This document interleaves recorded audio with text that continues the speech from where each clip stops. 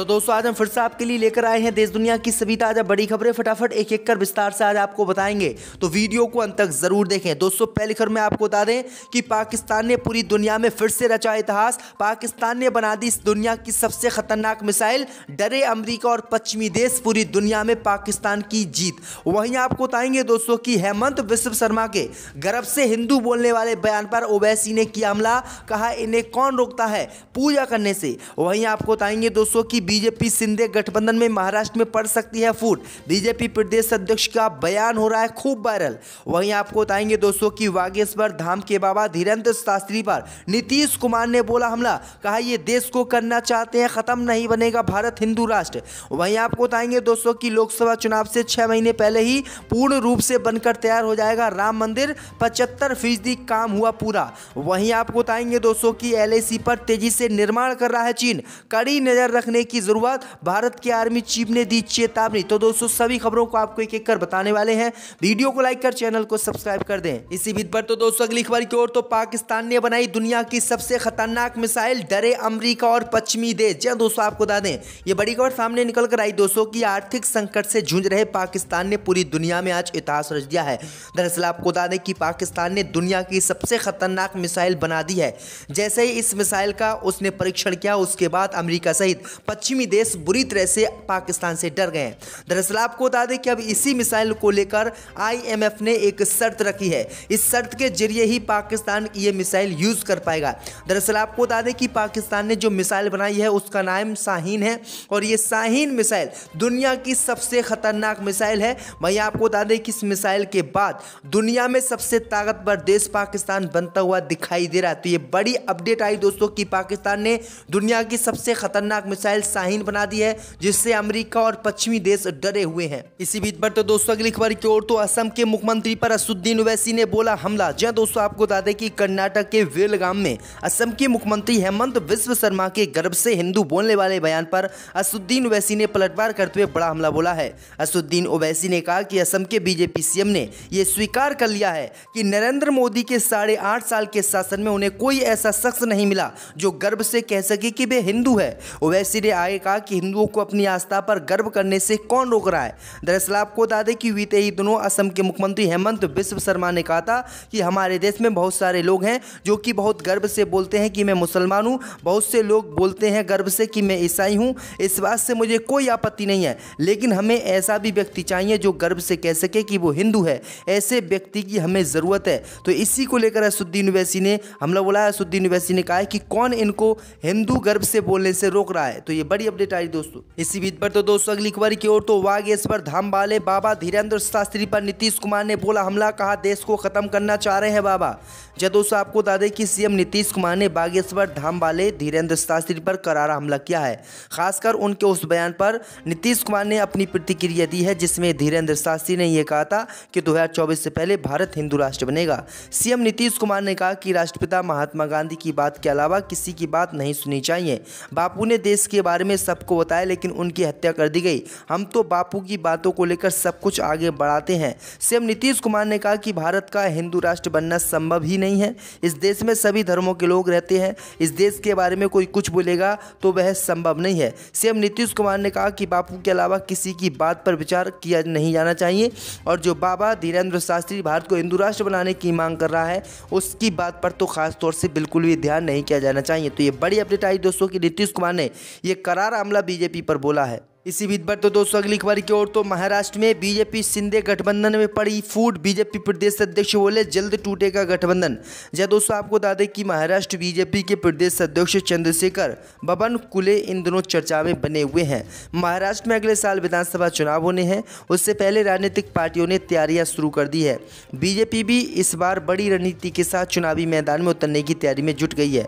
अब महाराष्ट्र के आगामी 2024 के विधानसभा चुनाव को लेकर चंद्रशेखर बावनकुले ने बड़ा बयान दिया है। दरअसल आपको बता दें कि उन्होंने कहा कि आगामी 2024 के विधानसभा चुनाव में बीजेपी 240 विधानसभा सीटों पर चुनाव लड़ने की तैयारी में है। बावनकुले ने मुख्यमंत्री एकनाथ शिंदे पर तंज कसते हुए कहा कि उनके साथ 50 विधायक ही हैं, इससे ज़्यादा सीटें उन्हें नहीं चाहिए होंगी।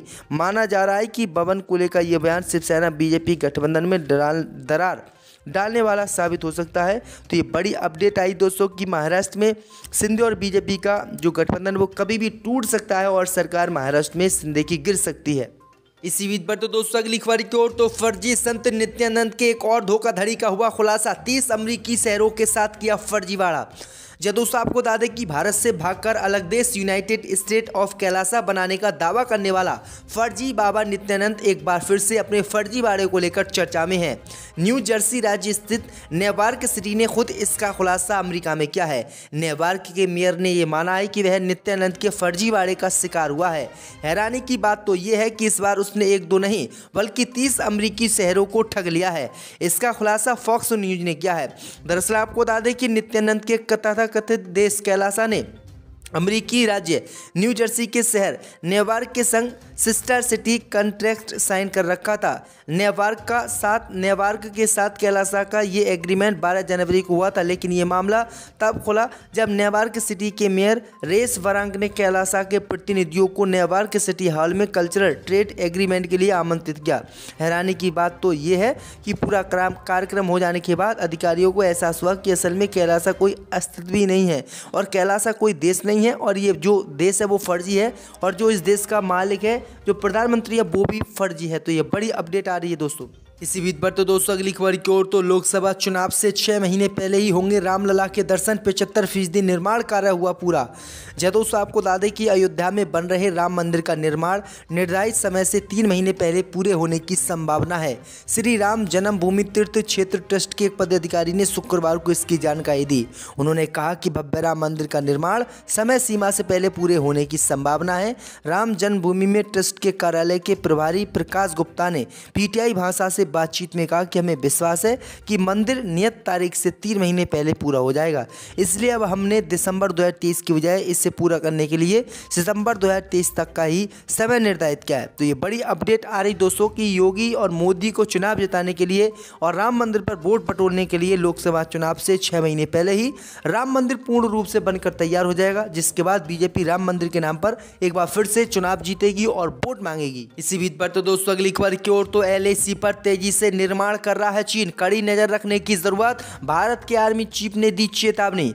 दोस्तों आपको बता दें कि 3 साल से जारी भारत चीन सीमा विवाद के बीच आर्मी चीफ मनोज पांडे ने सीमा पर चीनी निर्माण को लेकर बड़ा बयान दिया है। जनरल मनोज पांडे ने कहा कि सीमा पर चीन बहुत तेजी से बुनियादी ढांचे का निर्माण कर रहा है और उसने LAC पर अपने सैनिकों की संख्या में कोई कमी नहीं की है।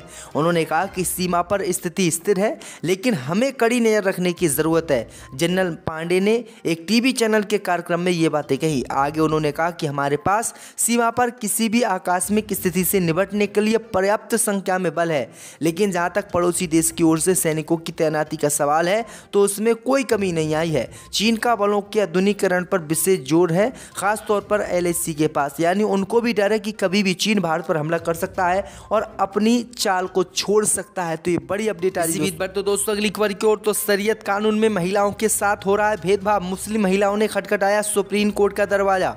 दोस्तों आपको बता दें कि सुप्रीम कोर्ट में एक मुस्लिम महिला ने याचिका दाखिल कर शरीयत कानून में महिलाओं के साथ संपत्ति के बंटवारे में भेदभाव का आरोप लगाया है।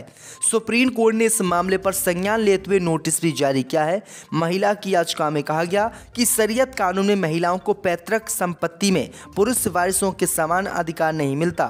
इस भेदभाव को दूर करने की जरूरत है। देश के संविधान में महिलाओं को समानता का अधिकार दिया गया है, इसके बाद भी मुस्लिम महिलाएं भेदभाव का शिकार हो रही हैं। ये याचिका बुसरा अली नाम की महिला ने दाखिल की है। उनकी याचिका पर सुप्रीम कोर्ट ने 11 भाई बहनों को नोटिस जारी किया है। इसमें 4 बहनें शामिल हैं, यानी एक माता पिता से 7 भाई और 4 बहनें हैं। दरअसल आपको बता दें कि केरल हाई कोर्ट के 6 जनवरी को इस मामले में शरीयत कानून के पक्ष में फैसला सुनाया था। बुसरा ने केरल हाई कोर्ट के इसी फैसले को सुप्रीम कोर्ट में चुनौती दी थी। बुसरा की याचिका में कहा गया है कि परिवार में संपत्ति के बंटवारे में उन्हें पुरुष सदस्यों की तुलना में आधी हिस्सेदारी ही मिली थी। इसी को आधार मानते हुए उन्होंने मुस्लिम पर्सनल लॉ कानून के सेक्शन 2 को चुनौती दी। तो ये बड़ी अपडेट आ रही दोस्तों। इसी बीच पर तो दोस्तों अगली खबर की ओर, तो डोनाल्ड ट्रंप से यूट्यूब ने हटाया बैन। जहां दोस्तों आपको बता दें ये बड़ी खबर सामने निकल कर आई दोस्तों कि कैपिटल हिल से दंगे के बाद अमेरिका के पूर्व राष्ट्रपति डोनाल्ड ट्रंप का यूट्यूब चैनल ब्लॉक कर दिया गया था, लेकिन आपको बता दें कि अब यूट्यूब ने